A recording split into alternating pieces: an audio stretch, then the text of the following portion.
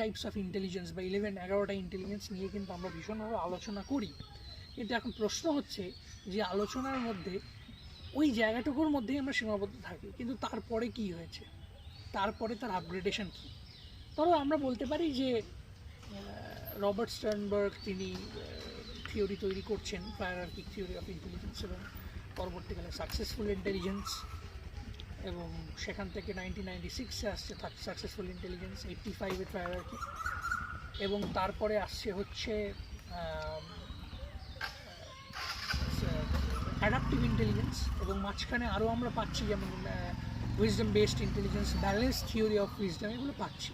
এবং হায়ারার্কিক থিওরির মধ্যে আমরা সাকসেসফুল ইন্টেলিজেন্স যখন বলছি যে আমাদের জীবনে কিছু ইউজফুল গোলস আমাদের আইডেন্টিফাই করতে হবে, এবং এই গোলগুলোর পরিপ্রেক্ষিতে আমরা আমাদের স্ট্রেংথ এবং উইকনেসগুলোকে আইডেন্টিফাই করে স্ট্রেংথগুলোকে ক্যাপিটালাইজ করব এবং উইকনেসগুলোকে রিডিউস করে গোলগুলোকে আমরা ঠিক করব, এবং সেগুলো সোশ্যাল ইউজফুল গোল, সেগুলোর একটা সোশ্যাল ইম্প্যাক্ট রয়েছে, এবং সেগুলো আমাদেরকে অ্যাডাপটিভিটিতে সহায়তা করবে, এবং সেই ভাবনাটাই কিন্তু ধীরে ধীরে ত্বরান্বিত হচ্ছে অ্যাডাপটিভ ইন্টেলিজেন্সের দিকে।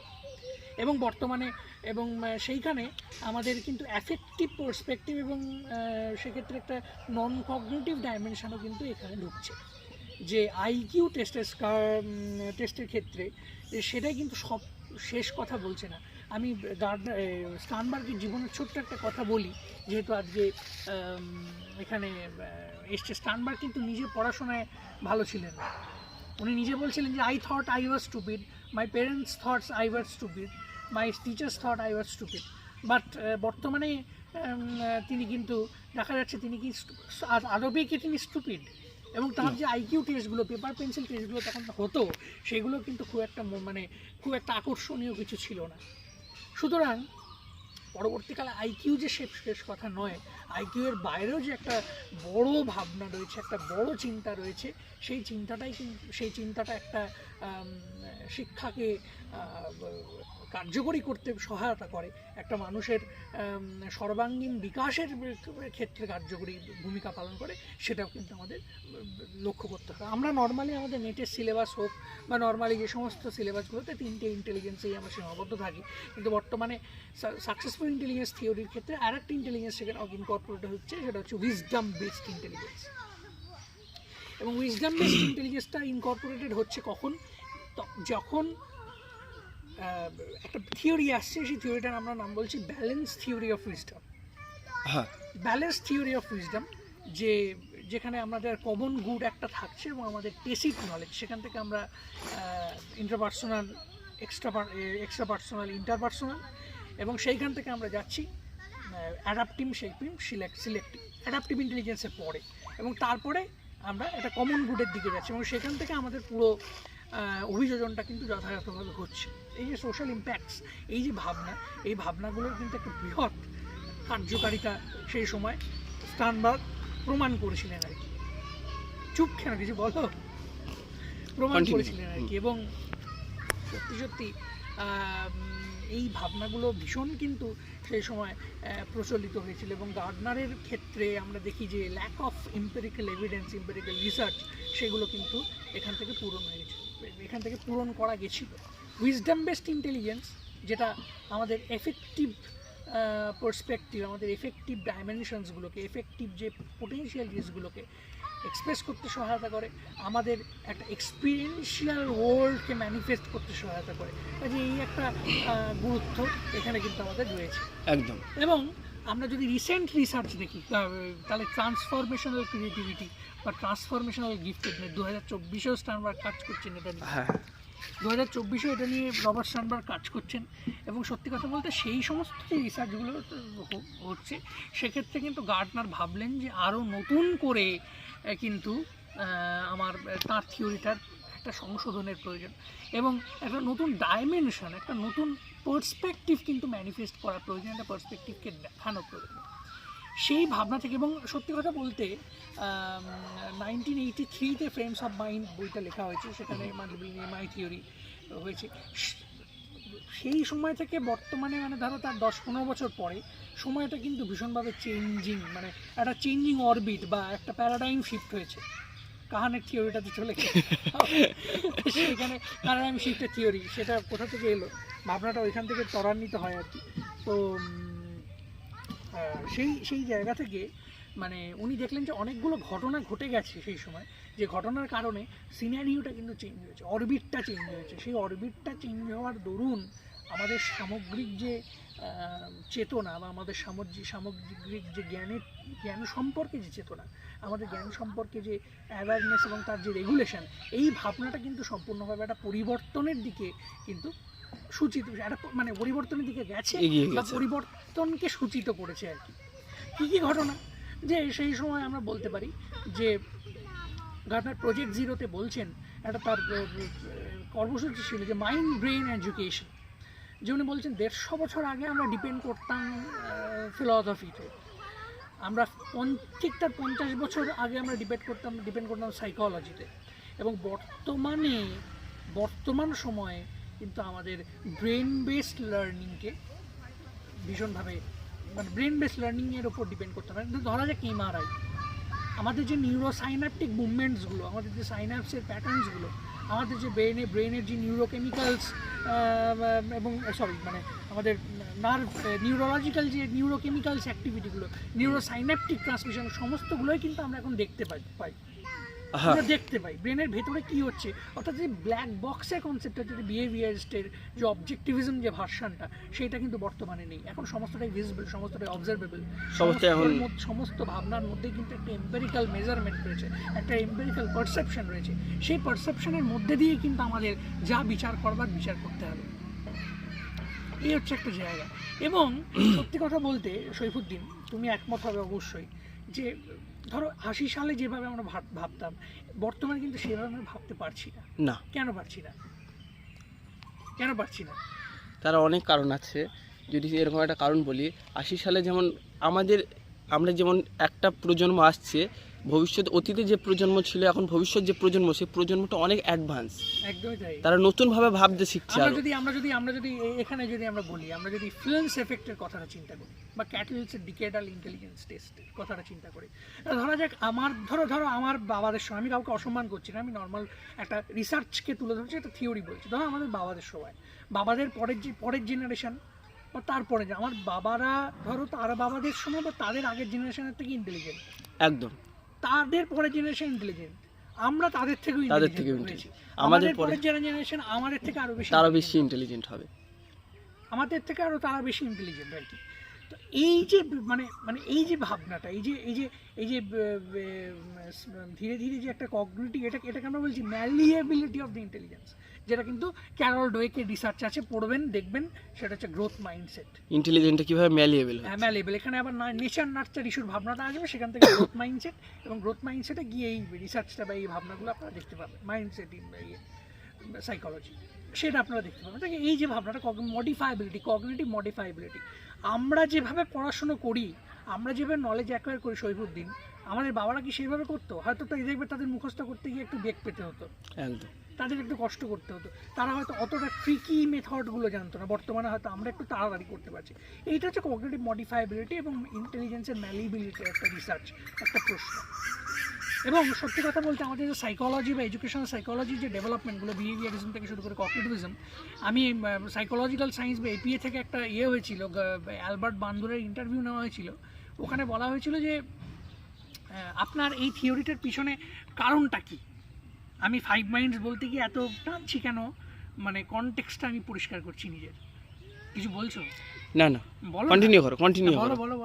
কন্টিনিউ করো। অ্যাকচুয়ালি কোনো জিনিসের প্রেক্ষাপট যদি আমরা না জানি, সেটা আমি প্রেক্ষাপটটা বারবার বলবার চেষ্টা করি। একটা থিওরি এমনি উঠে আসে না, এমনি আমরা দেখি না। সেটা কোন জায়গা থেকে আসছে, কোন ভাবনা থেকে আসছে, সেই ভাবনাগুলোকে স্পষ্ট করা, সেই ভাবনাগুলোকে কার্যকরী করা একটা দায়িত্বের মধ্যে পড়ে আমাদের কাছে। সেই ভাবনাটা আমাদের পরিষ্কার করতে হচ্ছে। ভারতবর্ষের হয় না এগুলো, কিন্তু নর্মালি আমি বলছি। যাই হোক, ওই কথাটা এডিট করে দেবেন, কিছু মনে করবেন না। হ্যাঁ, নর্মালি আমি যেটা বলছি যে কোথায় ছিল আমি জানি, নরমালি যেটা অ্যালবার্ট বান্দুরা বলছে যে আপনি এটার মানে আপনি স্টিমুলেটেড হলেন কোথা থেকে, আপনি কীভাবে এই জায়গাটা পেলেন। বা আপনার থিওরিতে এই যে অবজারভেশন, পারসেপশন, ইমিটেশন এই বা মডেলিংয়ের জায়গাটা এলো কী করে এলো, একটা কোনো ভাবনা থাকবে? উনি খুব সুন্দর একটা উত্তর দিয়েছেন, উত্তরটা না বললেই না। উনি বলেছিলেন যে আমার আগে বা আমার থিওরির আগে যা থিওরি তৈরি হয়েছে, বিহেভিয়ারিজম থেকে শুরু করে যা সমস্ত কিছু টেলিভিশন আবিষ্কার হওয়ার আগে হয়েছে। টেলিভিশনের একটা মারাত্মক সোশ্যাল ইম্প্যাক্ট। ওই টেলিভিশন থেকে মানুষ ওই টেলিভিশন দেখা যখন শুরু করলো, তখন থেকে সে অবজারভেশনের যে ডাইমেনশনটা তখন চেঞ্জ হলো একদম। এবং আমার থিওরি টেলিভিশনের পরে, টেলিভিশন আবিষ্কার হওয়ার পরে, টেলিভিশন কিন্তু তখন দেখতো না থর্নডাইকের সময়, টেলিভিশন দেখলো এবং টেলিভিশনের যে সোশ্যাল ইম্প্যাক্ট, সেই ইম্প্যাক্টটা সাইকোলজিতে ভীষণভাবে ডাইলিউটেড হলো, অ্যাসিমিলেটেড হলো এবং এই সামগ্রিক ডেফিনিশনটা পাল্টে গেল। তাহলে আমি বোঝাতে পারছি নিশ্চয়ই যে আমাদের যে এক্সিস্টিং সিচুয়েশনের যে মডিফিকেশান, যে সিচুয়েশনের যে চেঞ্জ, সেই চেঞ্জটা কিন্তু একটা থিওরিকে ডেভেলপ করতে, একটা পারসেপশনকে চেঞ্জ করতে ভীষণভাবে গুরুত্বপূর্ণ ভূমিকা পালন করে। কি সৈফুদ্দিন একমত? একদম। এখানে একটা জিনিস খুবই সুন্দরভাবে কিঞ্জল ভাই বলল যে থর্নডাইকের সময় যেটা ছিল সেটা হলো অনেকটা অডিওয়েবল বিষয় ছিল। তখন শ্রবণ বিষয়টা ছিল, সকলে শুনতো, শুনে অনেক কিছু শিখতো, কিন্তু তখন ভিজুয়াল বিষয়টা অনেকটা ছিল না। কিন্তু টেলিভিশন বিষয় বা মাল্টিমিডিয়া যে পার্সপেক্টিভ, সেটা তো সেইখান থেকে তার যে সোশ্যাল ইম্প্যাক্ট, সেখান থেকে একটা তার সামগ্রিক সোশ্যাল ইম্প্যাক্ট হলো এবং সোশ্যাল ইম্প্যাক্টের মধ্যে দিয়ে আমরা কী করলাম যে একটা সামগ্রিক যে ভিউ পয়েন্টে চেঞ্জ হলো এবং এই যে অবজার্ভ করে যে ভিকেরিয়াস লার্নিং, এই যে অন্যকে রিইনফোর্স করছি, সেখান থেকে আমরা অবজার্ভ করছি, সেটাকে সেই বিষয়টাকে অবজার্ভ করে আমরা আমাদের বা পারসিভ করে আমরা আমাদের বিহেভিয়ারকে মডিফাই করছি। এই যে পরোক্ষভাবে আমাদের বিহেভিয়ারকে আমাদের ইনফ্লুয়েন্স করছে এই বিষয়গুলো, এই পদ্ধতি পন্থাগুলো কিন্তু একটা সামগ্রিক একটা চেঞ্জিং অরবিট এবং এই সামগ্রিক যে ক্ষেত্র, এই সামগ্রিক ক্ষেত্রটাকে বোঝাই যাচ্ছে যে গার্ডনারও কিন্তু তার থিওরিটিকে মানে কিছুটা মডিফাই করেছে। আমরা বলবো যে এটা এক্সপ্যানশন বা মডিফিকেশন উনি বলেননি, এটা বলছে একটা অন্য ডাইমেনশন থেকে ভাবা। গার্ডনারের থিওরি কিন্তু মডিফাইড নয়, গার্ডনারের থিওরি যেটা ছিল সেটা এখনও আছে, সেটা রয়েছে, সেটা কেউ ফেলে যায়নি, সেটা মানে কোনো গণ্ডগোল হয়নি তার, সেটা একদম অ্যাজ ইট ইজ সেইভাবেই রয়েছে। কিন্তু প্রশ্ন হচ্ছে যে এইটা একটা অন্য ডাইমেনশন থেকে আমরা যখন ডিফাইন করছি আমাদের নলেজ অ্যাকোয়ারিং এক্সপিরিয়েন্স, আমাদের এক্সপিরিয়েন্সিয়াল ওয়ার্ল্ডকে, আমাদের লার্নিংকে, আমরা যখন একটা অন্য অ্যাপ্রোচ থেকে যখন ভাবছি, একটা অন্য অ্যাপ্রোচ থেকে দেখছি। তা এইখানে উনি বলছেন যে আমাদের যে সমাজে যে মাল্টিপল ইন্টেলিজেন্স থেকে সেই সময় পর্যন্ত, মানে 83 থেকে 90s পর্যন্ত একটা হিউজ সময়, সেই হিউজ সময় পর্বের মধ্যে কিন্তু অনেক কিছু ঘটনা ঘটে গেছে। Technological revolution, biological revolution, globalisation, digitalisation ইত্যাদি। কাজে মানুষের যে শিক্ষার গতি প্রকৃতি সেগুলো কিন্তু পাল্টেছে এবং মানুষ কনস্ট্রাকটিভিজমকে ভীষণভাবে সেই সময় আত্মীকরণ করে ফেলেছে, ব্যবহার করা শুরু করেছে। এইরকম একটা ভাবনা থেকে আমাদের দরকার যে একটা একটা এক্সপার্টিজ তৈরি করা, লার্নারদের মধ্যে কিছু পোটেনশিয়ালিটিগুলোকে ম্যানিফেস্ট করা, কিছু ভাবনা চিন্তার বিকাশ ঘটানো, এই জায়গাগুলো আমাদের সেই সময় মানে গার্ডনার মনে করেছিলেন যে দরকার। তো সেখান থেকে উনি বললেন কয়েকটা মাইন্ডের প্রয়োজন, কয়েকটা মাইন্ড দিয়ে ডিফাইন করলেন মাইন্ড। এবং প্রথম যে রিসার্চটা 5 মাইন্ড ফর দ্য ফিউচার, প্রথম রিসার্চ মানে 5 মাইন্ড হিসেবে প্রথমে বেরোয়নি, প্রথমে বেরিয়েছিলেন যে সিনথেসাইজিং মাইন্ড, অর্থাৎ স্কুলম্যানের একটা ধারণা রয়েছে, আমরা বলি যে অ্যাকিউমুলেটেড উইজডম,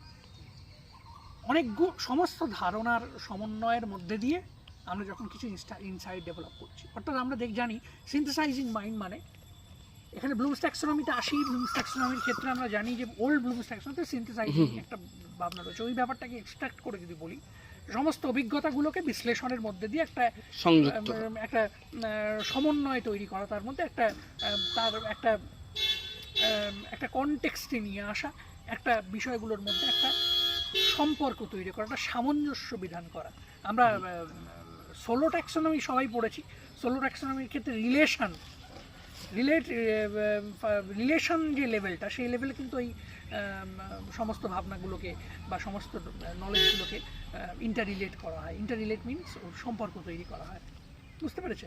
বুঝতে পেরেছে, মানে অনেকটা ব্যাপারটা অনেকটা অ্যাক্সিয়াল কোডিংয়ের মতো, মানে কনসেপ্টগুলোর মধ্যে একটা জাল বিস্তার করা, একটা সামঞ্জস্য বিধান করা, ইন্টিগ্রেট এবং সেখান থেকে আমার একটা এবং সেই ভাবনার বললেন সে সিনথেসাইজ করবার মধ্যে দিয়ে, কগনিটিভ সিনথেসিসের মধ্যে দিয়ে একটা ইনসাইট যখন আমরা কিছু ডেভেলপ করছি সেটা, এবং সিনথেসাইজিং মাইন্ড কিন্তু সেই সময় ভীষণ পপুলার হলো, এবং তার পরবর্তীকালেই যে ইনোভেশনটা সেটা হচ্ছে 5 মাইন্ডস ফর দ্য ফিউচার।